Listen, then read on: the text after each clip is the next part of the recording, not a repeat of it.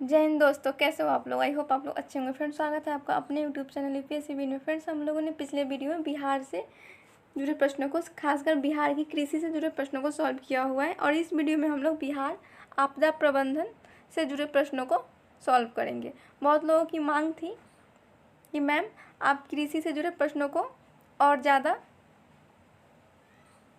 Upload करिए, तो हमने 3-4 वीडियो में जितने भी कृषि से जुड़े प्रश्न थे बिहार की कृषि से, वो उसको अपलोड किया हुआ है, बनाकर डाला हुआ है। आप लोग जाकर प्लेलिस्ट में देख सकते हैं। तो चलिए देखते हैं आज के टॉपिक पे, आपदा प्रबंधन। जो नए हैं, सबसे पहले जो नए हैं चैनल पे, सबसे पहले चैनल को सब्सक्राइब कर लें और बेल बटन प्रेस करें, और जो पहले से जुड़े हो वीडियो को लाइक शेयर कमेंट जरूर करें। तो चलिए देखते हैं प्रश्नों को। पहला प्रश्न है हमारा, भारत का लगभग कितना प्रतिशत भूभाग सामान्य से लेकर अधिक तीव्रता वाला भूकंप संभावित क्षेत्र है? तो कितना है? तो 58.6 है। यहाँ पे आपका जो बी ऑप्शन होगा वो सही होगा। चलिए अगला प्रश्न हम देखते हैं। अगला प्रश्न है हम लोगों का, भारत का लगभग कितना प्रतिशत भूभाग प्रति वर्ष बाढ़ से प्रभावित होता है? भारत का लगभग कितना प्रतिशत भूभाग प्रति वर्ष बाढ़ से प्रभावित होता है? तो 12%। यानी यहाँ पे आपका जो बी ऑप्शन होगा वो सही होगा। और बिहार में हर साल बाढ़ की समस्या होती है। चलिए अगला प्रश्न हम देखते हैं। अगला प्रश्न है हम लोगों का, भारत में लगभग कितने लाख हेक्टेयर भूमि प्रति वर्ष बाढ़ से प्रभावित होती है? भारत में लगभग कितने लाख हेक्टेयर भूमि प्रति वर्ष बाढ़ से प्रभावित होती है? तो कितने लाख? तो 40 लाख। यहाँ पे जो ए ऑप्शन है वो सही होगा। अगला प्रश्न हम देखते हैं। अगला प्रश्न है हम लोगों का, भारत का तटीय क्षेत्रफल कितने किलोमीटर है? भारत का तटीय क्षेत्रफल कितने किलोमीटर है? तो कितने किलोमीटर है? तो 7,516 किलोमीटर है। यहाँ पे बी ऑप्शन जो होगा वो सही होगा। अगला प्रश्न हम देखते हैं। अगला प्रश्न है हम लोगों का, भारत का कितने प्रतिशत भूभाग सूखा संभावित क्षेत्र है? भारत का कितने प्रतिशत भूभाग सूखा संभावित क्षेत्र है? तो 68%। यहाँ पे आपका जो सी ऑप्शन होगा वो सही होगा। चलिए अगला प्रश्न हम देखते हैं। अगला प्रश्न है हम लोगों का, बिहार कितना प्रतिशत भूभाग बाढ़ से प्रभावित होता है या ग्रसित होता है? बिहार का कितना प्रतिशत भूभाग बाढ़ से ग्रसित या प्रभावित होता है? तो कितना प्रतिशत होता है? तो 70%। यानी यहाँ पे बिहार का 70% भूभाग बाढ़ से प्रभावित होता है। यहाँ पे जो ए ऑप्शन होगा वो सही होगा। अगला प्रश्न हम देखते हैं।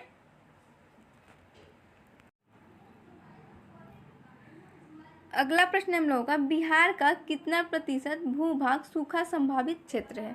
तो कितना प्रतिशत है? तो 30%। यहाँ पे सी ऑप्शन जो है वो सही होगा। अगला प्रश्न हम देखते हैं। अगला प्रश्न है हम लोगों का, राष्ट्रीय बाढ़ आयोग का गठन कब हुआ था? राष्ट्रीय बाढ़ आयोग का गठन कब हुआ था? तो कब हुआ था? तो 1986 ईस्वी में हुआ था। यहाँ पे जो डी ऑप्शन होगा वो सही होगा। अगला प्रश्न हम देखते हैं।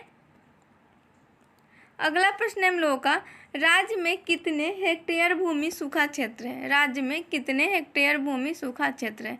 तो कितने हेक्टेयर भूमि सूखा क्षेत्र है? तो 20 लाख। यहाँ पे ए ऑप्शन जो होगा वो सही होगा। अगला प्रश्न हम देखते हैं। अगला प्रश्न हम लोगों का, बिहार सरकार जल प्रतिवेदन के अनुसार उत्तर बिहार का कितना प्रतिशत क्षेत्र बाढ़ प्रभावित है? तो 76%। यहाँ पे डी ऑप्शन जो होगा वो सही होगा। अगला प्रश्न हम देखते हैं। अगला प्रश्न हम लोगों का, वर्तमान समय में राज्य के कितने जिले बाढ़ से प्रभावित हैं? वर्तमान समय में राज्य के कितने जिले बाढ़ से प्रभावित हैं? तो कितने जिले हैं? तो 28। यहाँ पे जो ए ऑप्शन होगा वो सही होगा। अगला प्रश्न हम देखते हैं। अगला प्रश्न हम लोगों का, निम्न में से कौन जिला अत्यधिक बाढ़ प्रभावित जिला नहीं है? निम्न में से कौन जिला अत्यधिक बाढ़ प्रभावित जिला नहीं है? तो बक्सर। यहाँ पे सी ऑप्शन जो होगा वो सही होगा। अगला प्रश्न हम देखते हैं। अगला प्रश्न हम लोगों का, बिहार देश का सबसे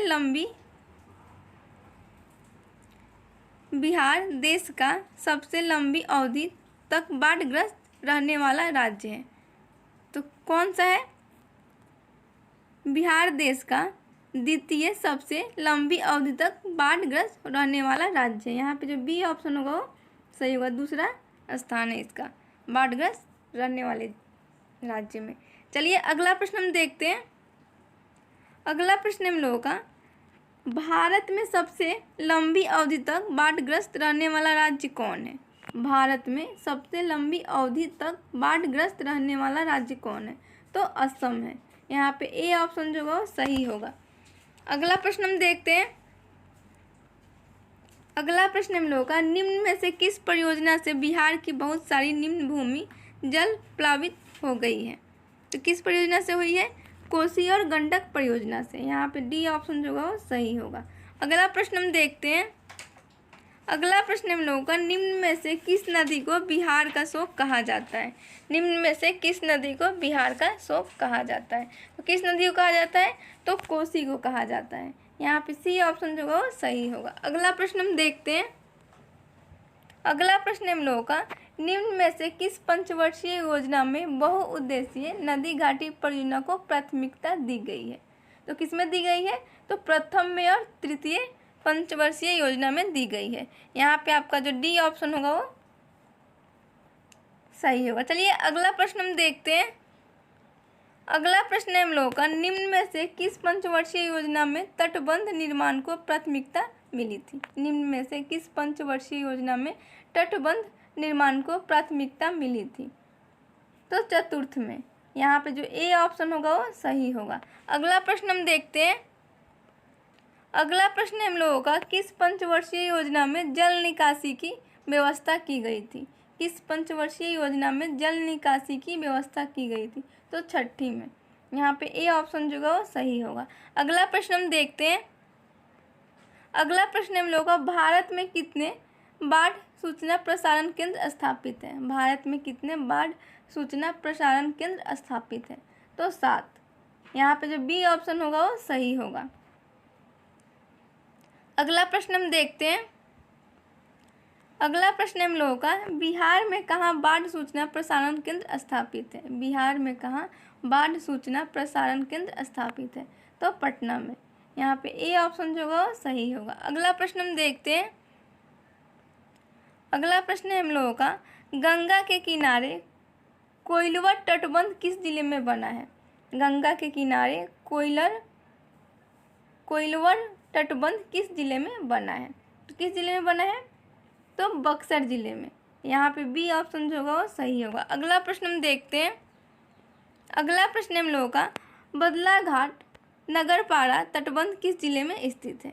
तो किस जिले में है ये? तो खगड़िया में है। यहाँ पे सी ऑप्शन जो होगा वो सही होगा। अगला प्रश्न हम देखते हैं।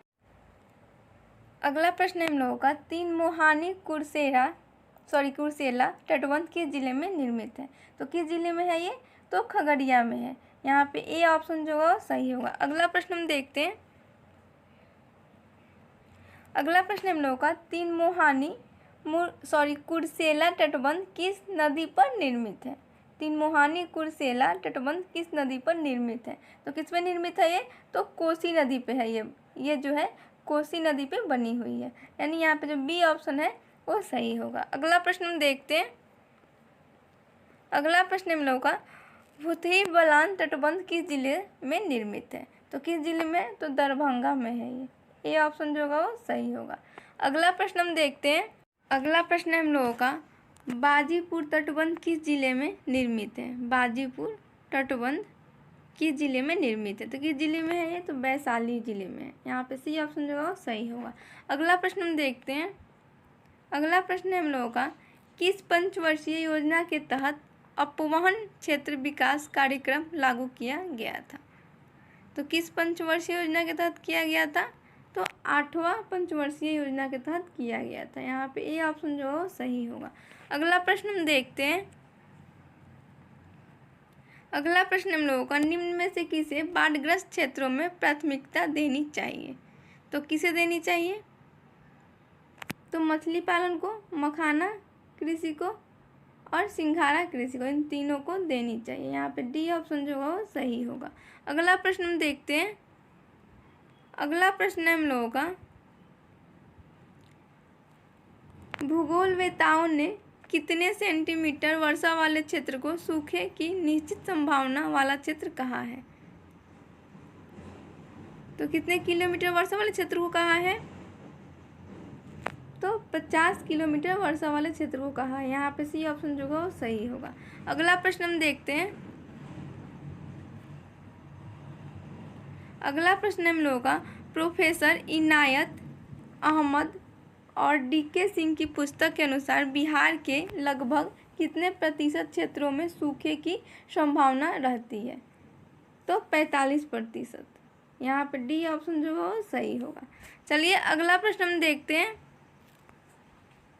अगला प्रश्न है हम लोगों का, निम्न में से कौन रीजनल प्लानिंग इन इंडिया नामक पुस्तक के लेखक है? निम्न में से कौन रीजनल प्लानिंग इन इंडिया नामक पुस्तक के लेखक है? तो कौन है? तो डीके सिंह है और इनायत अहमद है। यहाँ पे जो डी ऑप्शन होगा वो सही होगा। चलिए अगला प्रश्न हम देखते हैं। अगला प्रश्न हम लोगों का, बिहार में वनों का क्षेत्रफल कितने प्रतिशत है? तो कितने प्रतिशत है? तो 7.21% है। यहाँ पे जो बी ऑप्शन होगा वो सही होगा। अगला प्रश्न हम देखते हैं। अगला प्रश्न हम लोगों का, निम्न में से कौन राज्य का सूखा प्रभावित क्षेत्र जिला है? निम्न में से कौन राज्य का सूखा प्रभावित जिला है? तो कौन सा जिला है निम्न में से? तो जमुई है, लखीसराय है और भागलपुर है। ये तीनों है। यहाँ पे डी ऑप्शन जो होगा वो सही होगा। चलिए अगला प्रश्न हम देखते हैं। अगला प्रश्न है हम लोगों का, निम्न में से किस समस्या का सामना सूखे के समय करना पड़ता है? निम्न में से किस समस्या का सामना सूखे के समय करना पड़ता है? तो किस समस्या का सामना करना पड़ता है? चारे की कमी का, पेयजल संकट का और खाद्य सुरक्षा का। इन तीनों का करना पड़ता है। यहाँ पे डी ऑप्शन जो होगा वो सही होगा। अगला प्रश्न हम देखते हैं। अगला प्रश्न हम लोगों का, सोन कमांड एरिया प्रोजेक्ट का निर्माण कब हुआ था? सोन कमांड एरिया प्रोजेक्ट का निर्माण कब हुआ था? कब हुआ था? तो इसका निर्माण हुआ था 1874 ईस्वी में हुआ था। यहाँ पे बी ऑप्शन जो होगा वो सही होगा। अगला प्रश्न हम देखते हैं। अगला प्रश्न हम लोगों का, निम्न में से कौन राज्य की सबसे प्राचीन परियोजना है? निम्न में से कौन राज्य की सबसे प्राचीन परियोजना है? तो सोन परियोजना ये जो है राज्य की सबसे प्राचीन परियोजना है। यहाँ पे सी ऑप्शन जो होगा सही होगा। अगला प्रश्न हम देखते हैं। अगला प्रश्न हम लोगों का, सोन परियोजना का लाभ किस जिले को प्राप्त नहीं है? सोन परियोजना का लाभ किस जिले को प्राप्त नहीं है? तो किस जिले को प्राप्त नहीं है सोन परियोजना का लाभ? तो गया जिले को। यहाँ पे ए ऑप्शन जो होगा वो सही होगा। अगला प्रश्न हम देखते हैं। अगला प्रश्न हम लोगों का, कोयलकारो परियोजना बिहार एवं किस अन्य राज्य की संयुक्त परियोजना है? कोयलकारो परियोजना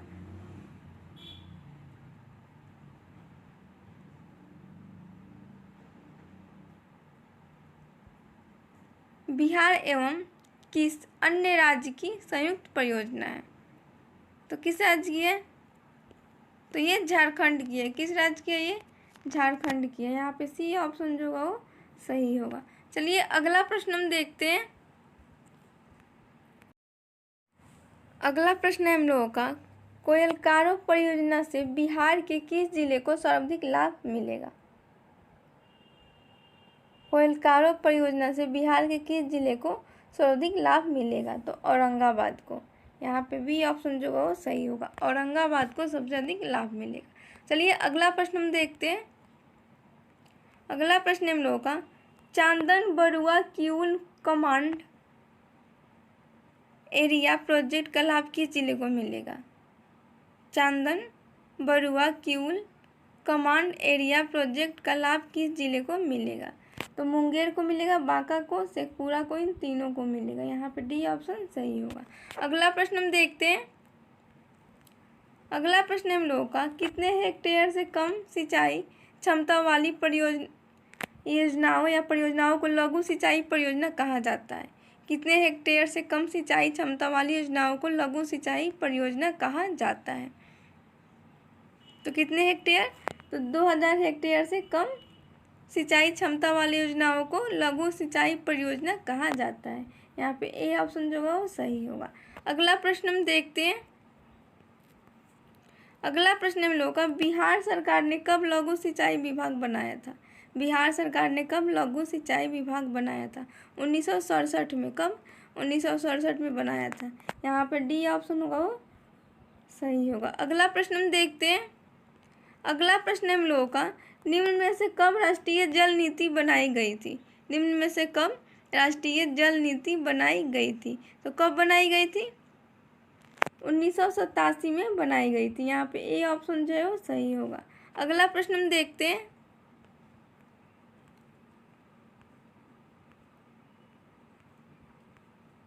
अगला प्रश्न हम लोगों का, निम्न में से किस नीति के तहत खरीफ फसलों को बचाने के लिए रेलवे लाइन या सड़कों के किनारों के गड्ढों या तालाबों के पानी का प्रयोग किया जा सकता है?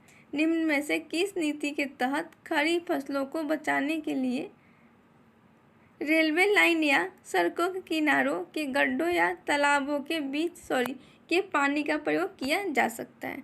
तो किस योजना के तहत किया जा सकता है? तो राष्ट्रीय जल नीति के तहत ये किया जा सकता है। यहाँ पे बी ऑप्शन जो होगा वो सही होगा।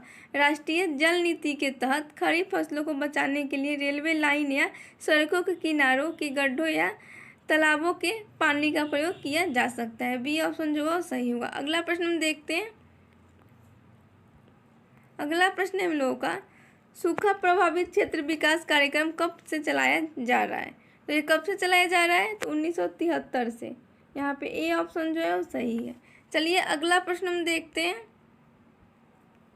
अगला प्रश्न हम लोगों का, निम्न में से किस अंतर्राष्ट्रीय संस्था के सहयोग से पठारी क्षेत्र विकास कार्यक्रम चलाया जा रहा है? तो किसकी सहायता से? अंतर्राष्ट्रीय संस्था के सहयोग से। तो विश्व बैंक के सहयोग से। यहाँ पे सी ऑप्शन जो है वो सही है। चलिए अगला प्रश्न हम देखते हैं। अगला प्रश्न हम लोगों का, निम्न में से किस सिंचाई योजना को सूखे की समस्या को दूर करने के लिए पूरा किया गया है? तो किसको किया गया है? तो बछराजा बियर योजना, कचनामा बियर योजना और सम्मत बिग्गा बियर योजना, इन तीनों को। यहाँ पर डी ऑप्शन जो है वो सही होगा। चलिए अगला प्रश्न हम देखते हैं। अगला प्रश्न हम लोगों का, बिहार के कुल भौगोलिक क्षेत्र कितना प्रतिशत भाग भूकंप जोन 5 के अंतर्गत आता है? तो 15.2% भाग भूकंप जोन 5 के अंतर्गत आता है। यहाँ पे सी ऑप्शन जो है वो सही है। चलिए अगला प्रश्न हम देखते हैं। अगला प्रश्न हम लोगों का, बिहार का कौन सा जिला भूकंप जोन 5 के अंतर्गत आता है? तो कौन सा जिला आता है? तो शिवहर, सीतामढ़ी, किशनगंज आता है। यहाँ पे डी ऑप्शन जो है वो सही होगा। चलिए अगला प्रश्न हम देखते हैं। अगला प्रश्न हम लोगों का, बिहार के किस क्षेत्र में उष्णकटिबंधीय चक्रवात का प्रभाव होता है? तो उत्तर पूर्व क्षेत्र में होता है। यहाँ पे ए ऑप्शन जो है वो सही है। चलिए अगला प्रश्न हम देखते हैं। अगला प्रश्न हम लोगों का, निम्न में से कौन सा जिला उष्णकटिबंधीय चक्रवात से प्रभावित होता है? निम्न में से कौन सा जिला उष्णकटिबंधीय चक्रवात से प्रभावित होता है? तो पूर्णिया एवं किशनगंज। यहाँ पर डी ऑप्शन जो होगा वो सही होगा। चलिए अगला प्रश्न हम देखते हैं।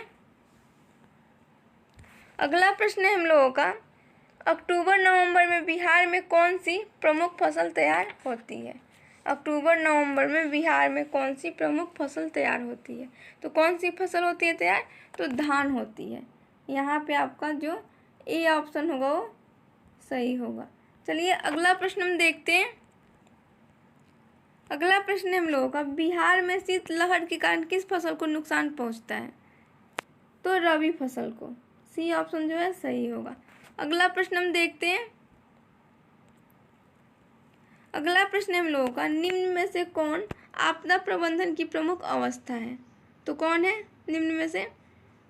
तो आपदा पूर्व अवस्था है, आपदा के समय की अवस्था है और आपदा उपरांत अवस्था, ये तीनों अवस्था है। यहाँ पर डी ऑप्शन जो है वो सही होगा। अगला प्रश्न हम देखते हैं।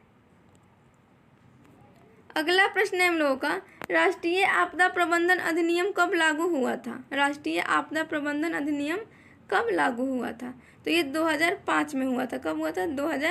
2005 में लागू हुआ था। यहाँ पे सी ऑप्शन जो है वो सही होगा। चलिए अगला प्रश्न हम देखते हैं। अगला प्रश्न हम लोग का, राष्ट्रीय आपदा प्रबंधन अधिनियम 2005 में कितने अध्याय हैं?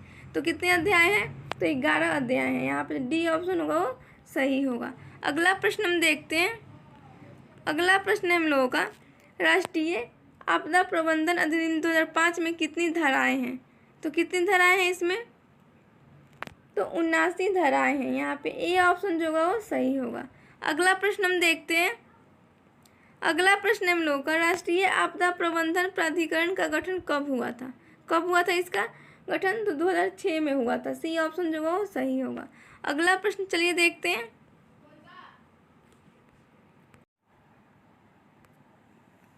अगला प्रश्न हम लोगों का, राष्ट्रीय आपदा प्रबंधन प्राधिकरण किस मंत्रालय के अंतर्गत काम करता है? तो किस मंत्रालय के अंतर्गत काम करता है? तो गृह मंत्रालय के अंतर्गत ये काम करता है। यहाँ पे बी ऑप्शन जो है वो सही होगा।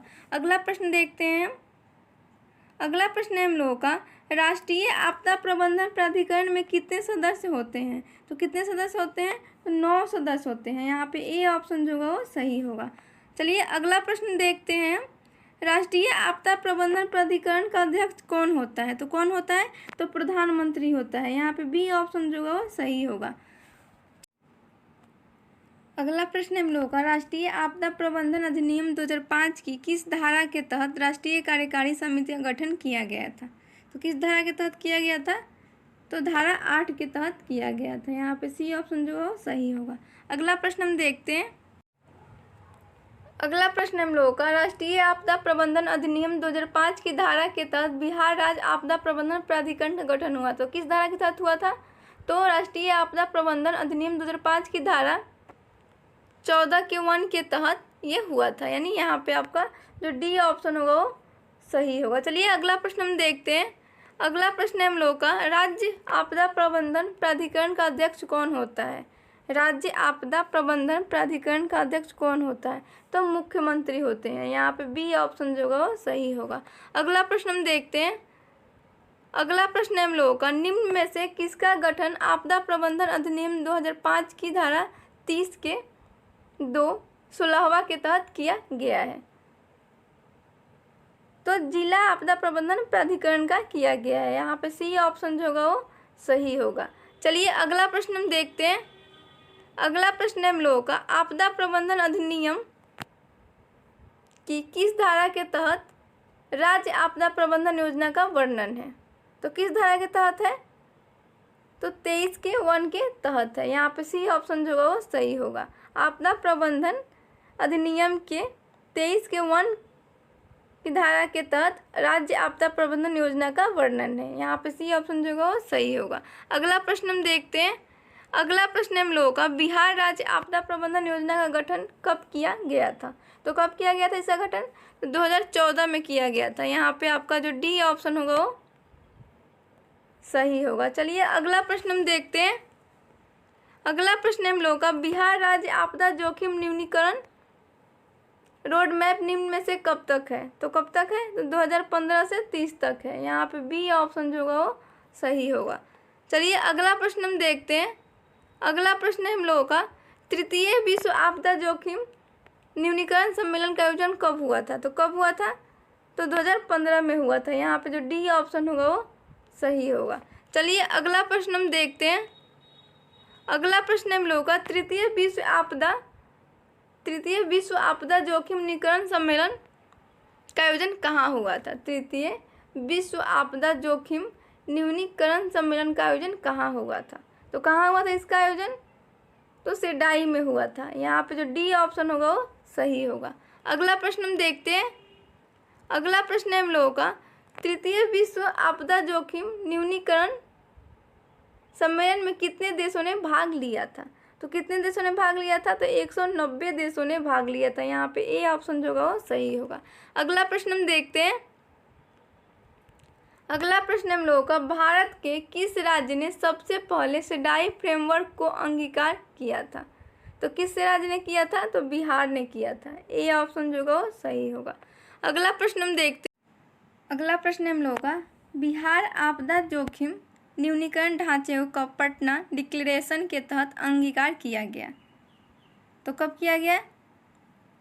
तो ये किया गया आपका 2015 में। यहाँ पे सी ऑप्शन जो है वो सही होगा। अगला प्रश्न हम देखते हैं। अगला प्रश्न है हम लोगों का, बिहार आपदा जोखिम निम्नीकरण रोड मैप 2015-30 में कितने लक्ष्य निर्धारित किए गए हैं? तो कितने लक्ष्य निर्धारित किए गए हैं? तो 4। यहाँ पे सी ऑप्शन जो होगा वो सही होगा। चलिए फ्रेंड्स, आज के लिए इतना ही। मिलते हैं हम लोग अगले वीडियो में। हाँ फ्रेंड, वीडियो को लाइक शेयर कमेंट और चैनल को सब्सक्राइब जरूर करें। तब तक के लिए धन्यवाद।